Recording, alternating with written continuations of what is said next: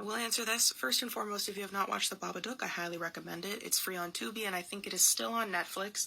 It's an amazing Australian horror film about grief and loss and about how unhealthy coping mechanisms can lead to destruction not only of your own life, but others. Furthermore, when it comes to horror movies, I like looking at them both metaphorically and literally, i.e. looking at them as to what they symbolize and also looking at them at face value as what is going on. What's really cool about media, especially with film, is you can look at it surface level or you can look at it in depth. I personally really like the idea of an entity that is attracted to the grief and suffering of those who have lost their spouses but have children. Because we see it so much in our media, the portrayal of the stoic father or the stoic mother who can't stand to be around their kids because they have their spouse's eyes or smile or laugh or personality, which results in a very strained, unhealthy, and sometimes downright abusive relationship.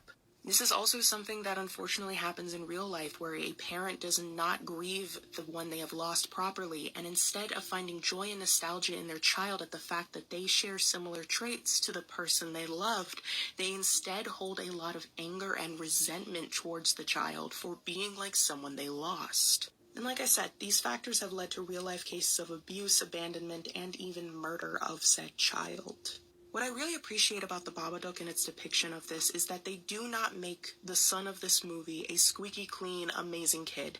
He is loud, he is disruptive, he is fearful, he is annoying at times, he is a genuine child. I appreciate this film because unlike a lot of other coming-of-age stories, the child is not the one that must do the grand gesture and defeat the monster and make their parents snap out of it and see them as a human being and not just bits of their spouse that they lost. At the end, our main character, Amelia, the mother, must confront this monster.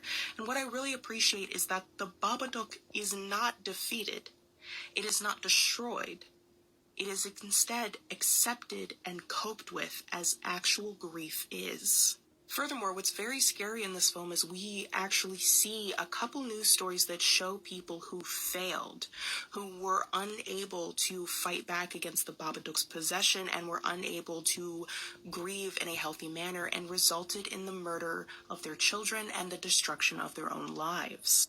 I personally read this movie more literally, and this is not to say that those that read it as a complete and total metaphor are wrong, because they're not, but I really like the idea of essentially this beast that is bested finally by someone who is able to tame it because they have found a healthy way to cope with the trauma they've experienced.